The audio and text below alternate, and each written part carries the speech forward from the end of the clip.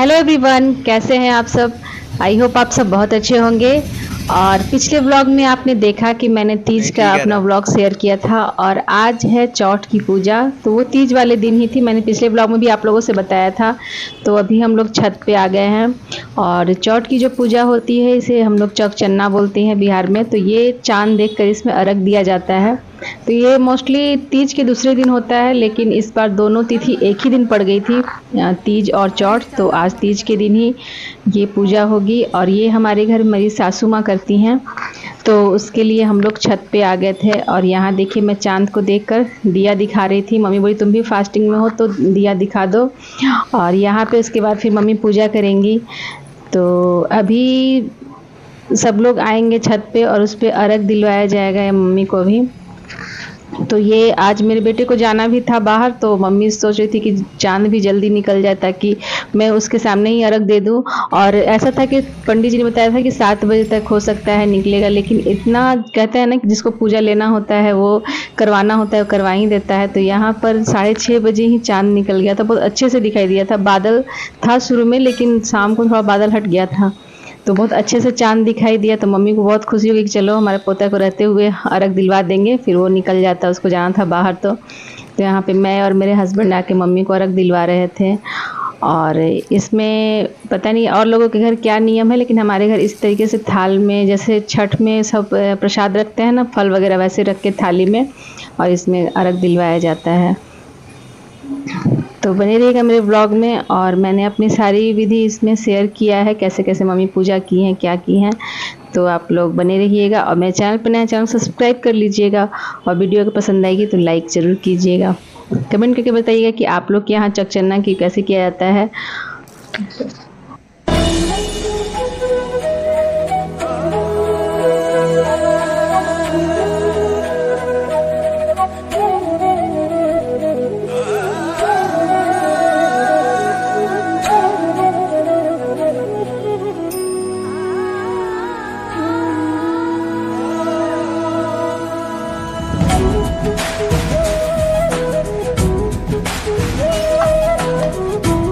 आपका नदी पान का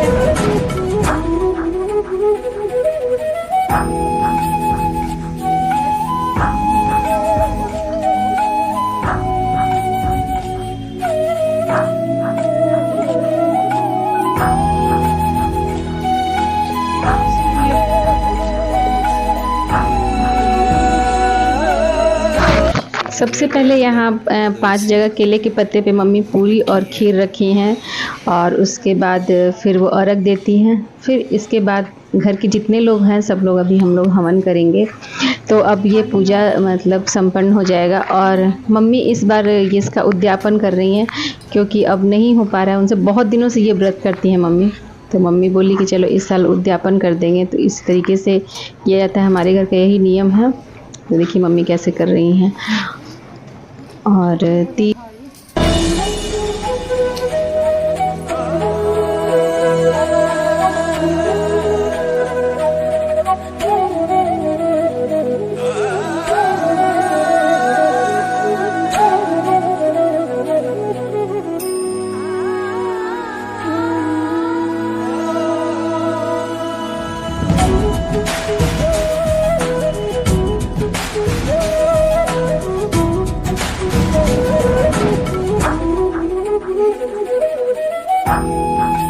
तो भर पेट खा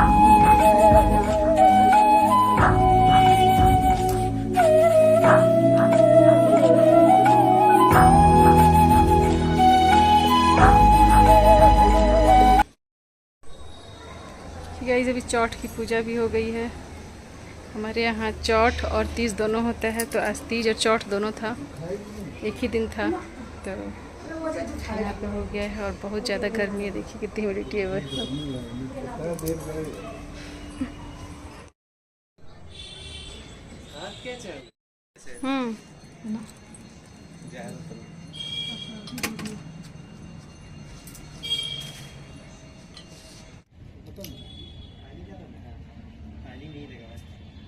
स्कूल में देख रहे पूरा नदी बना था। सर चलेगा छोटू, चल जाओ नीचे रख देना फिर बाद में। ये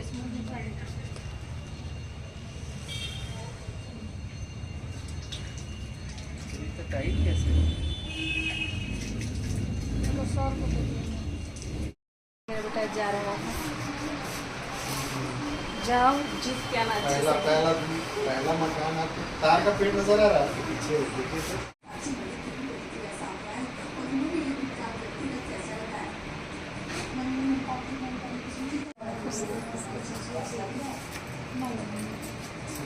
बैगवा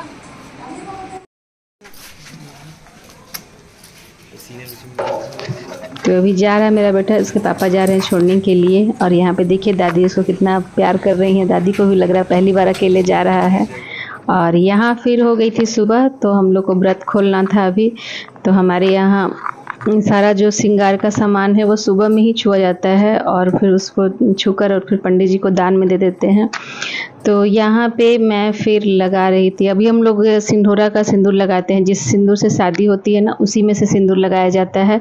तो यहाँ पे मम्मी मुझे लगा रही हैं और मैं मम्मी को लगाऊंगी। तो हमारे यहाँ आज के दिन सिंदूरा का ही सिंदूर लगाया जाता है, और कोई भी पूजा होती है तो उसमें सिंदूरा का ही सिंदूर लगाया जाता है।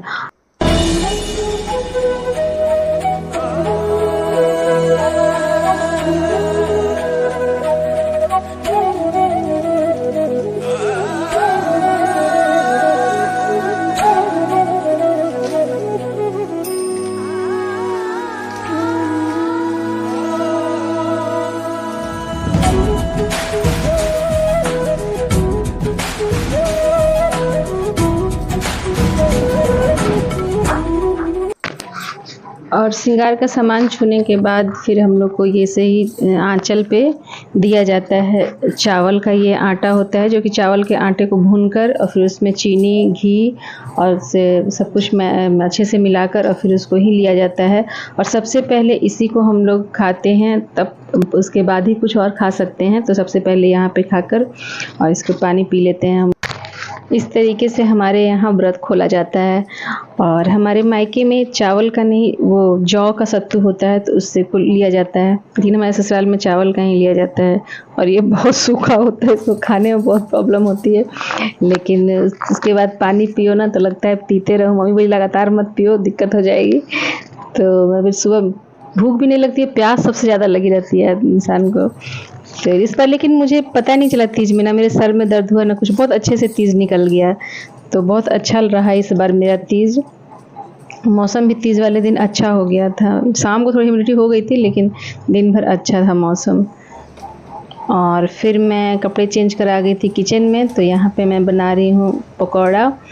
तो ज़्यादा कुछ मैं पकौड़ा नहीं बनाया था, क्योंकि ज़्यादा कोई खाने वाला था नहीं। तो मम्मी बोली कि सिर्फ थोड़ा सा ही बनाना, मम्मी ज़्यादा नहीं खाती हैं, उनको पेट वाली थोड़ी प्रॉब्लम है। तो वो पकौड़ा वगैरह तला हुआ चीज़ ज़्यादा खाना पसंद नहीं करती हैं। तो मैंने यहाँ से प्याज के पकौड़े बनाए थे, उसे मैंने चना भी मिक्स कर दिया था, क्योंकि मुझे चना का पकौड़ा बहुत पसंद है। व्रत खोल लिया है पानी और वो क्या बोलते हैं सत्तू छूकर, मतलब हमारे यहाँ चावल का होता है, उसको फ्राई भून करके और उसमें चीनी वगैरह मिलाया जाता है। वही उसी के पहले सबसे पहले व्रत खोलते हैं और तब पानी पीते हैं, उसके बाद ही कुछ खाते हैं। और जिस साड़ी पे हम लोग तीज का व्रत करते हैं उसी पे व्रत खोलते हैं। तो सुबह उठ के मैं उस पर नहा हुआ के व्रत खोल ली हूँ और उसके बाद मैंने ये सूट वेयर किया है, क्योंकि मुझे लग रही थी गर्मी और साड़ी में काम होता नहीं है। फिर आके झटपट से बनाना था। तो यहाँ देखिए मेरा सब कुछ बन लिया। यहाँ पे मेरा पकौड़ा बन रहा है, यहाँ पे चाय बन रहा है, और अब हम लोग सास बहू दोनों पारण करेंगे। तो बने रहिएगा ब्लॉग में। तो देखिए हमारा पकौड़ा और चाय आ गया है। और खुद के बनाए हुए पकौड़ों का इतना स्वाद आता है ना कि अब क्या कह सकते हैं, कोई है ही नहीं बनाने वाला घर में। मैं और मम्मी तो खुद ही बना कर ना खाएंगे, तो उसी में स्वाद ढूंढना पड़ेगा खुद के ही बनाए हुए पकौड़े में। तो ये पकौड़ा काफ़ी टेस्टी लग रहा था। और मेरे हस्बैंड सामने से हंसा रहे थे, खाओ खाओ, देखो कितने जल्दी जल्दी खा रही है। तो चैनल पर सब्सक्राइब कर लीजिएगा।